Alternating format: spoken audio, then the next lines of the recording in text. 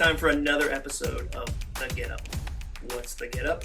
The Get Up is a slingshot. It's a chance to pull back your day and launch you into a brand new adventure with encouragement, motivation, and practical actions you can apply to the goal you care about the most. Today, I want to teach you a trick about saying no to the wrong things that maybe look like the right things. I don't know about you, but I'm terrible at saying no. I really am. I'd much rather say yes. I'm terrible at telling people no, terrible at picking opportunities, terrible at saying yes to the wrong things. Why do I do this? Well, one reason is I don't want to disappoint people. I'm working on that. I am. But the reality is, in life, you're going to disappoint people. You can't keep everybody happy. The trick is making sure you disappoint the right people. The second reason I have a hard time saying no is that I never really count the cost of what my yes costs.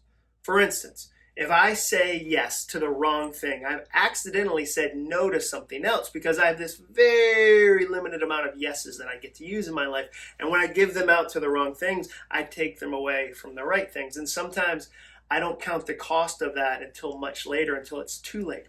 And the third reason that I have a hard time saying no is that I don't time travel enough. What I mean by that is that when somebody says to me, hey, do you want to do this thing next week or 2 weeks from now or a month from now?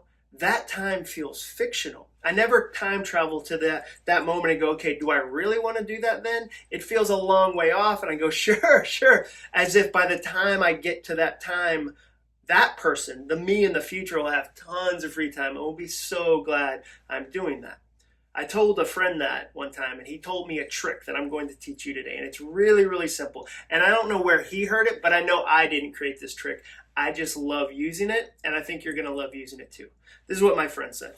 My friend said, when you get asked to do something that's a month away or a week away, when you get asked that, ask yourself, if this opportunity was in the next 48 hours, would I rearrange my entire life to make sure it happened? If it was 48 hours from now, would I change my entire calendar to make sure I got to do this? If you wouldn't, you should say no.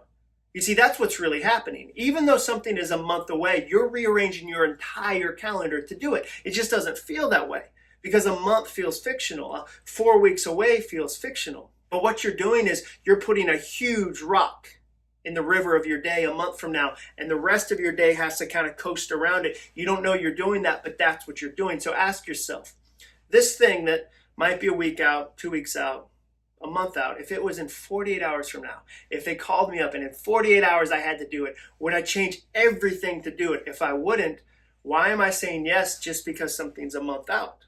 It's still the same principle. I'll give you an example. If somebody today, say a speaking client, a big corporate company said, hey, we want you to speak at our virtual event in the next 48 hours. I would rearrange my entire schedule. Why? Because I love speaking at virtual events and it's a huge part of my business. That matters to me. That's a big priority. What about if somebody said, hey, I'm a loose acquaintance of you. Nobody describes himself that way. But let's say somebody came up and was like, hey, I've got this book idea. I haven't written anything yet, but I'd love to pick your brain. Can I buy you a cup of coffee? I would say no to that because I wouldn't rearrange my entire schedule if that was 48 hours from now. So just because a friend asked me to coffee a month from now, I need to say, okay, if that was happening within 48 hours, would I change everything? Would I drop everything? If I wouldn't, I shouldn't say yes to something just because it's a long way away. Because you know what happens, right? You say yes in the moment, and then a month later you show up and you're furious. Has that ever happened to you? You say yes now, and then a month later, a week later, you show up and go, why did I say yes to this? I should have said no. It's because you didn't travel to the future. So be smart about that. You have a very limited amount of time you get to spend on the things you care about the most. Make sure you give your yeses to the things that matter. Make sure that everything you're asked to do passes the yes test. Thanks for watching today. I'd love for you to hit the like button and I'd love for you to subscribe to The Get Up. I'll keep making these as long as you keep watching.